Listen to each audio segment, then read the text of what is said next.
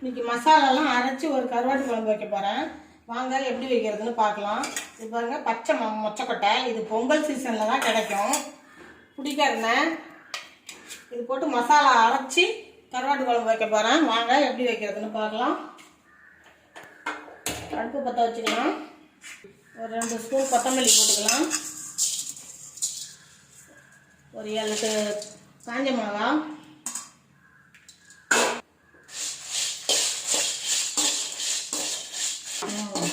வறுத்துக்கலாம். அதுலேயே கொஞ்சமாக சோம்பு போட்டுக்கலாம்.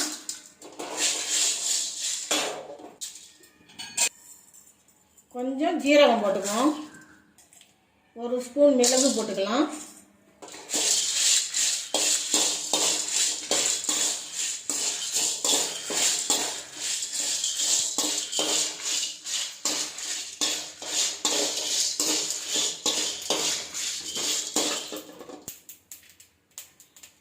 ஒரு மெத்து கருவேப்பிலை போட்டுக்குவோம்.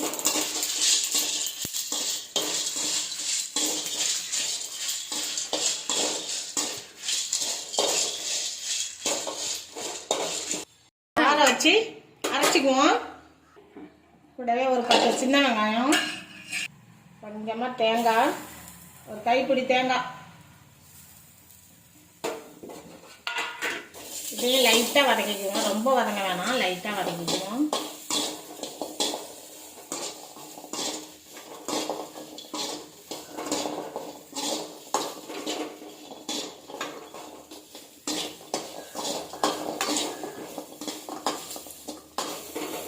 வதங்கிடுச்சு, போதும். இது எல்லாத்தையும் அப்படியே ஒன்றா சேர்த்து நல்லா நைஸாக அரைச்சி விடலாம். காயிட்டோம். சட்டி காஞ்சிடுது, எண்ணெய் ஊற்றிக்கலாம்.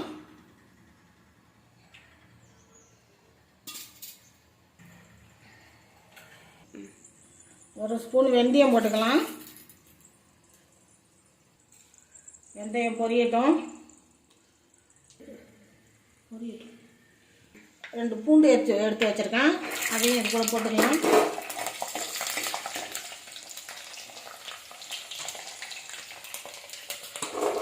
ஒரு பெரிய வெங்காயம் அரிஞ்சு வச்சுருக்கேன், அதையும் இது கூட போட்டுக்குவோம்.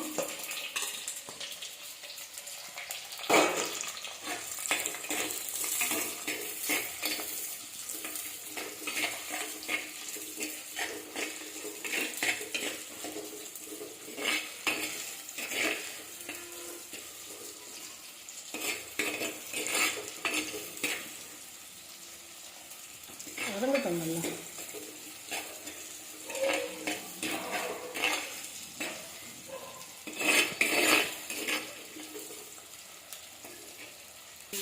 கருவேப்பிலை ஒரு கொத்து போட்டுக்கலாம்.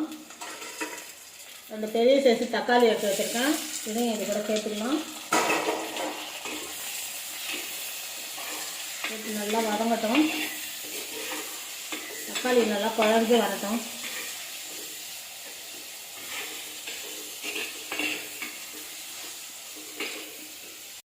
கருவாடு சுடுதண்ணியில் போட்டு நல்லா ஒரு 10 தடவை கழுவி வச்சுருக்கேன். அப்போ தான் உப்பு கம்மியாக இருக்கும். இதே மாதிரி கழுவி வச்சுக்கோங்க. உடம்பு போட்டு வதக்கிக்கலாம்.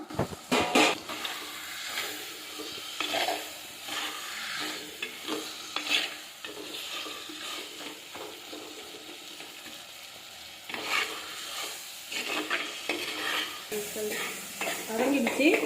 இது கூட 3 பச்சை மிளகாய் போட்டுக்கலாம்.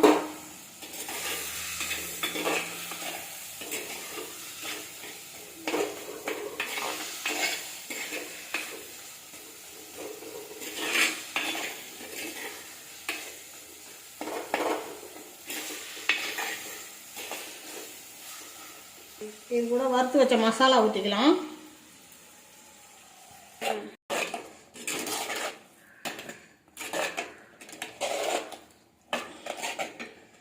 ஒரு எலுமிச்சம்பழம் சைஸு புளி எடுத்து கரைச்சி வச்சுக்கிறேன், அதுவும் இது கூட ஊற்றிக்கலாம்.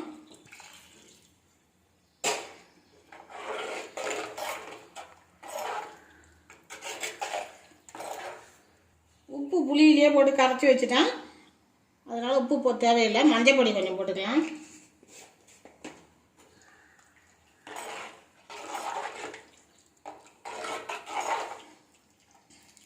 உப்பு காரம்லாம் சரியாக இருக்குதான்னு பார்த்துக்கலாம். காரம் கொஞ்சம் குறைச்சலாக இருக்குது, அதனால் கொஞ்சமாக மிளகாத்தூள் போட்டுக்கலாம்.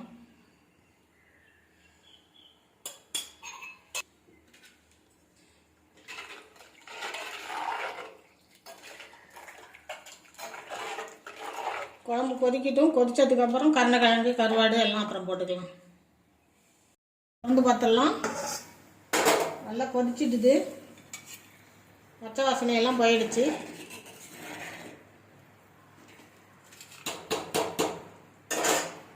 இப்போ எடுத்து வச்ச புளிக்கரணையை சேர்த்துக்கலாம்.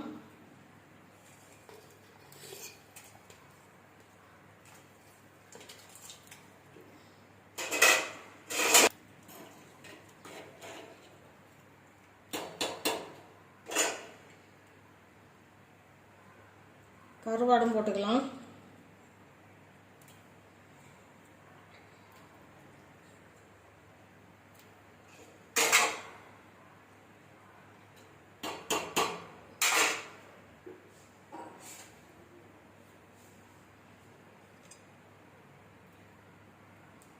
முட்டை அந்த மாதிரி கீரி போட்டுக்கலாம்.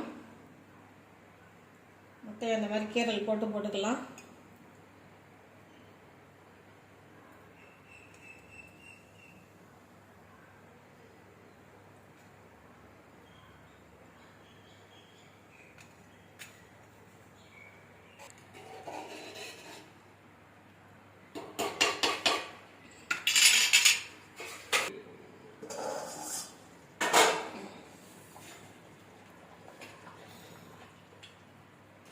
வாங்க, அரைச்சி வச்ச பச்சை மொச்சக்கொட்டையும் கருணக்கிழங்கு கருவாடு எல்லாம் போட்ட கருவாட்டு குழம்பு வச்சுருக்கிறேன். இதே மாதிரி நீங்களும் செஞ்சு பார்த்துட்டு எப்படி இருந்துன்னு கமெண்டில் சொல்லுங்கள்.